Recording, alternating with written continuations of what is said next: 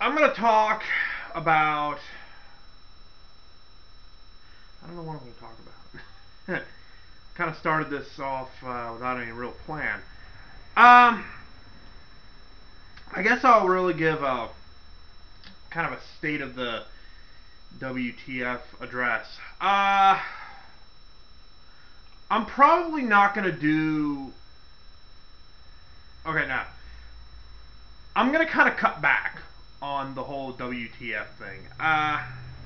It's not that I don't like doing it, and it's definitely not because I'm completely out of material. Believe me, I have plenty out there. I just don't want to become I don't want to say stale, but I don't want to be that guy that just constantly bitches about wrestling or just constantly bitches about stuff because there's so many people out there that do that. So I don't know. I'll keep doing WTFs, but at the same time, I'll probably do other things. I want to do other things. I want to do talk about movies, and now Icky's probably in the shot. Icky, get down. Like I want to talk about other things. I'll do other things, but I'll probably still be on my regular schedule of releasing videos on Mondays. Somebody now is speeding away. I want to get my internet fixed so I can at least put up videos on my own. I've kind of had to rely on Dog most of the time to get my stuff on the channel, but once I get my internet fixed, I'll probably put my own stuff on. So, just basically that's my whole thing on the whole video series. Again, it's not because I'm tired of it. It's just that number one, I don't want to get burned out on talking about the same thing over and over again. And I'm sure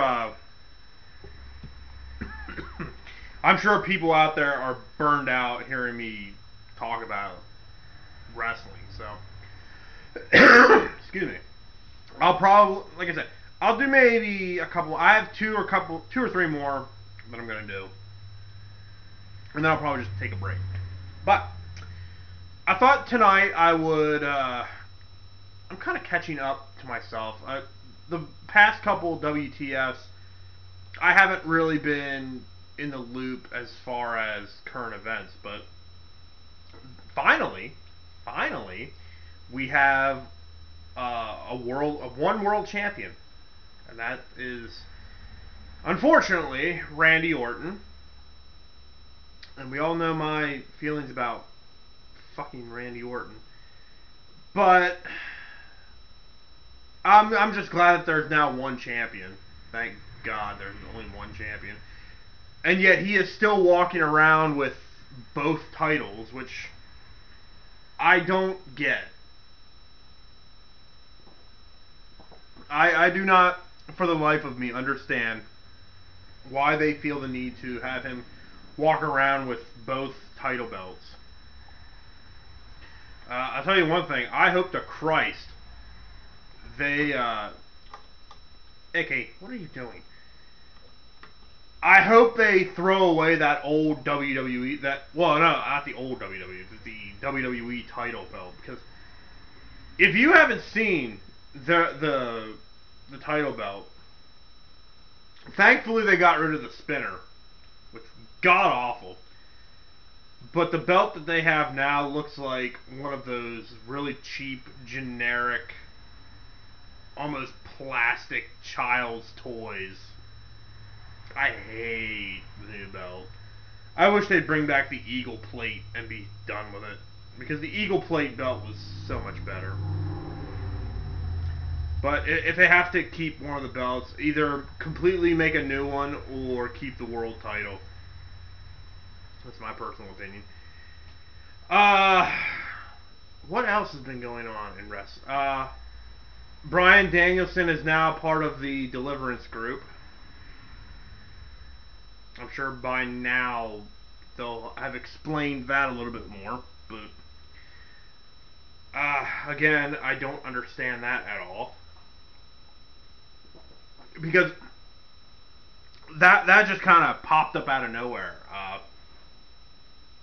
Bryan Danielson all of a sudden with the I guess they're called the Wyatt family, and I don't know why they're called the Wyatt family, because only one of the guys is named Wyatt.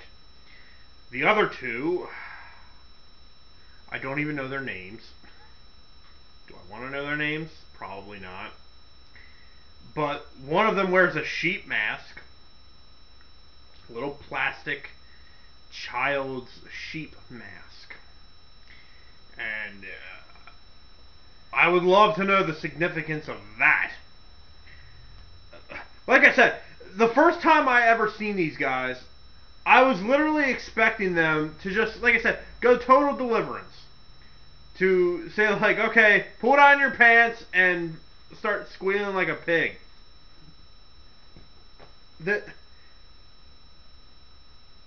I don't get it. I don't understand why they're doing, and I don't understand why it's working. For the life of me, I cannot understand why this hillbilly style angle is working. Because, and here's another thing. This just proves, Bryan Danielson joining this group just proves beyond a shadow of a doubt that John Cena was originally supposed to be in this whole storyline with Randy Orton and the title picture, and Triple H and Stephanie McMahon with the McMahon-Helmsley era version 2.0. Because, think about it. John Cena gets injured. He gets hurt and he has to take time off. And they figure, well, who else can we get into this situation with Randy Orton that it would work? Well, you know, there's always CM Punk, but CM Punk was busy with Brock Lesnar, Heyman, and Joe Henning. So they're like, well, what's Bryan Danielson doing? So let's just get him in there. Why not? What the hell? So they have Bryan Danielson win the title from John Cena and immediately lose it. And we go into his feud with Randy Orton. And fast forward 3-4 months later, John Cena comes back from injury, and guess what? Bryan Danielson is nowhere to be found in the feud. He basically loses like 2 straight matches to Randy Orton, and he is done. Okay, maybe he didn't lose. I don't even know if he lost, but doesn't really matter. Doesn't really fucking matter, because he's nowhere involved in this feud at all. Here's a guy who was predominant in this whole thing when Triple H turned heel. But, oh wait, John Cena's back from injury. Okay, Bryan, thanks for your help, but we don't need you anymore. It's such a slap in the face to a guy like Bryan Danielson, who brought out probably the best Randy Orton has ever been, to be just pushed aside for yet another, and I repeat, another fucking Randy Orton John Cena feud. Didn't these assholes have... They had a match where it was the last match. You know, John Cena, Randy Orton had a match where it was the last time they would ever wrestle again. They're like, we cannot do this anymore. We're done. After this match, it's over. We're done. But even after that match, it wasn't over. After that match, they had another match. And months later, they had another match. So really, what the hell is the point of saying that this is the one thing that TNA actually did right? Because TNA, this was a while ago, almost 6 years ago. They had a match between America's Most Wanted, James Storm, and Chris Harris. Really good tag team. They were against Christopher Daniels and Elix Skipper. They were called Triple X. And they had a match. They had like a 2-year-long feud of these teams just battling it out. And finally, they got to a point where, like, all right, we need to settle this once and for all. Who the best tag team is? So we're gonna put these guys in a steel cage. And the catch was the team that lost had to split forever. Like, that they could never team up again, ever. In no way, shape, or form could they team up again. And America's Most Wanted ended up winning. So Triple X had to retire. Or break up. Not retire, but, break the team up. Okay, fast forward almost 6 months later. They had a weird match. It was like a fatal 4-way style match involving AJ Styles, Christopher Daniels, Elix Skipper, and Ron Killings. And the beginning of the match was a tag team match. And whoever got pinned they were eliminated, and then it became a triple threat. Whoever lost that, the last two guys would have like an Ultimate X. Actually, it's a pretty cool concept. However, the tag match at the beginning was, I believe it was AJ and Elix Skipper against Ron Killings and Christopher Daniels. And as they were walking down the ramp, the announcers even brought it up. They said, like, a lot of fans are probably wondering, well, why is Daniels and Elix Skipper not teamed up? Because they're both the heels right now. And they even brought it. I was amazed that they brought this up. Pardon me. They said, well, because they lost their match with America's Most Wanted, they can never team up again. What? Whoa! Holy shit! A wrestling concept that actually stuck. Can you? That blew my mind. That somebody would actually remember that. But we can't do that now. We can't do that with Randy Orton and fucking John Cena. No, because we have to see these assholes wrestle over and over and over again. And guess what? They're having another fucking match at the Royal Rumble. And I hope and pray that this is the last time. But I don't know. Because, yeah, the Royal Rumble's coming up. I don't know who can possibly win. It's at this point where I don't care. Because I remember a time when the Royal Rumble, you didn't know, you kind of had a sense of who was going to win, but you didn't really know. Like, the Royal Rumble was basically, could have been a huge swerve every single time. But you knew who wasn't gonna win. I'll say that much.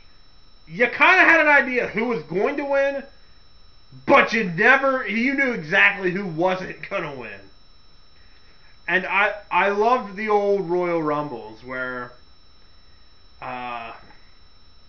what guys like Virgil, who was Ted DiBiase's manservant or bodyguard, whatever.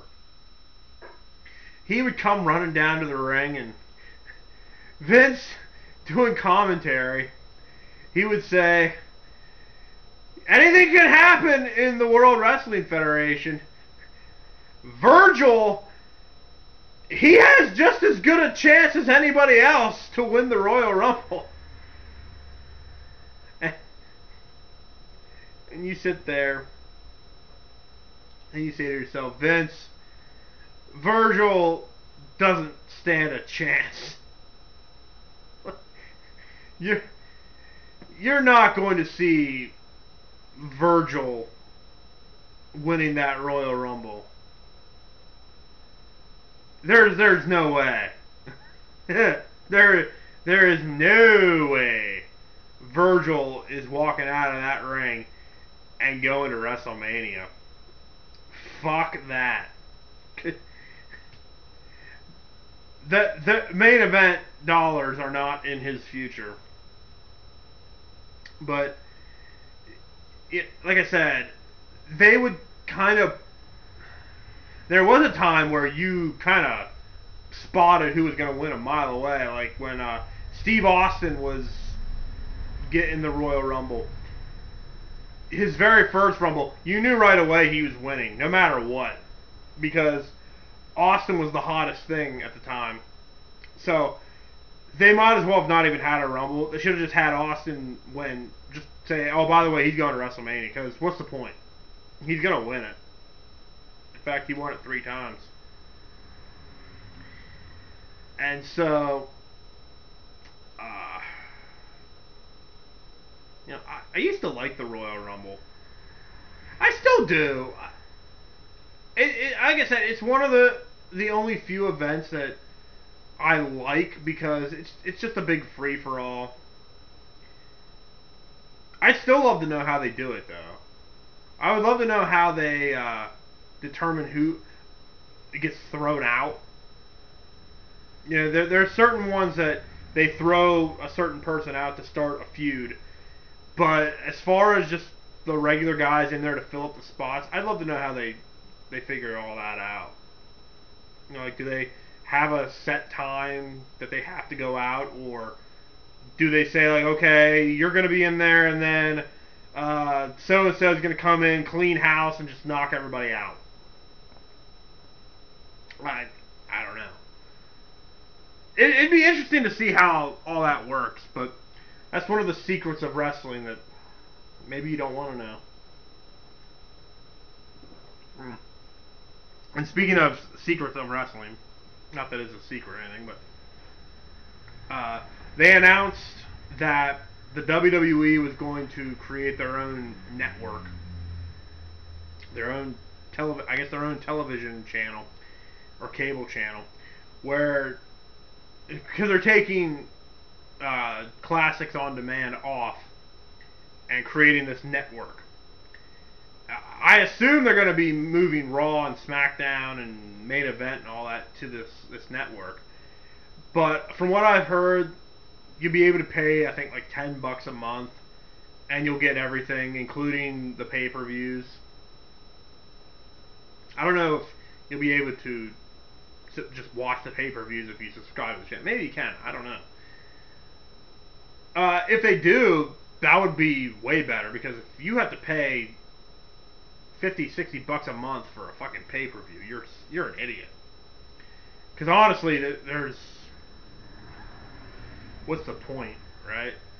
That's another reason why I want to get my internet up, because if I get that working, and if by some weird reason I get that channel, I could actually like talk about the pay-per-views the night after or the night of, depending. But, I don't know if I'll get that or not. I might. Not sure. What else? this is just kind of a hodgepodge of things that are going on currently in wrestling. Ric Flair got a death threat. He gave the 49ers a pep talk, and now he's getting death threats. How could you give a death threat to Ric Flair, man? He's the man. You don't want to kill Ric Flair. Come on. Jesus Christ. He's the man. He's a limousine riding, jet flying, kiss stealing, wheeling dealing son of a gun. Woo! I love Ric Flair. I would have loved. I seen the pep talk he gave to the 49ers. I would have loved for him to like rip his jacket off and start fucking elbow dropping his jacket. If you've never seen Ric Flair until you've seen Ric Flair take his jacket off and elbow drop it, knee drop it, just beat the shit out of it, because that's Ric Flair. In a nutshell, that is Ric Flair. Go on YouTube, look that up. Just look up Ric Flair, elbow dropping his jacket or whatever.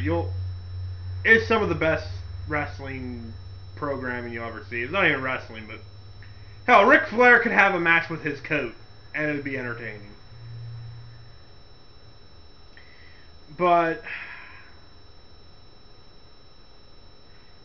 like I said, I kind of went into this without really a game plan, but oh well. That's really kind of what's going on in wrestling. Shit that I don't really care about. I don't know why I watch it. It's good for a laugh. The commentators still irk me to no end.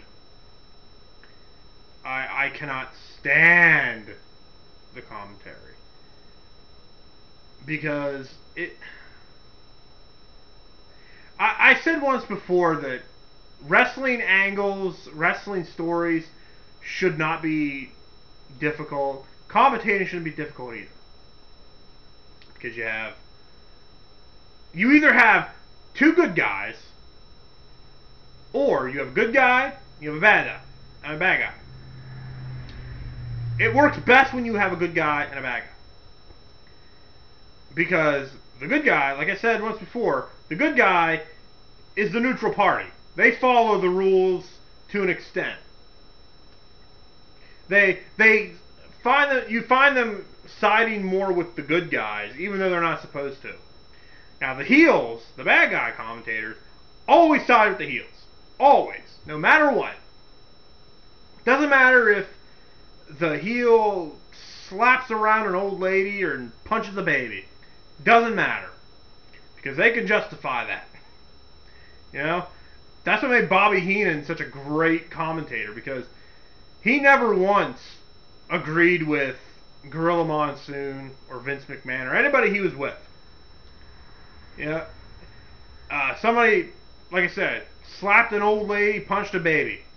Bobby Heenan would have said, well, that old hag probably deserved it, and that little brat was probably begging him for candy earlier, and he showed him. And the good guys would be like, how can you say that? And Bobby's like, well, it's probably true. You don't get that anymore. You know, somebody will do something stupid. Michael Cole will say, like, that's deplorable. JBL will say, yeah, I have to agree with you there. That was a little uncalled for. No! If Bradshaw, fucking JBL, was any kind of heel commentator, he would totally justify that. He'd be like, hey, it's all about winning. That's all it's about.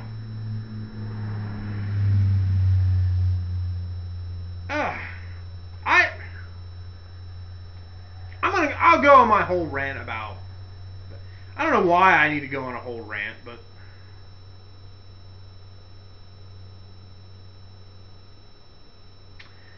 I don't know. This is just a whole fucking commentators, man.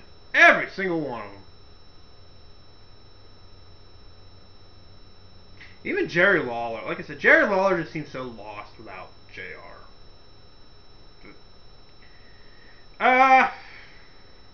Like I said, I don't know what else I'll be getting into, but I'll probably keep releasing.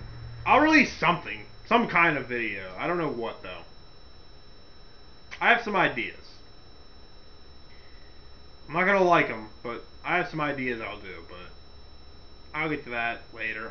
I'm definitely going to. I'm going to get with Dog here and see if he wants to get involved with this. But there is something that is involved with wrestling that I do need to talk about. In fact, he gave me the idea. That's why I want to get in touch with him.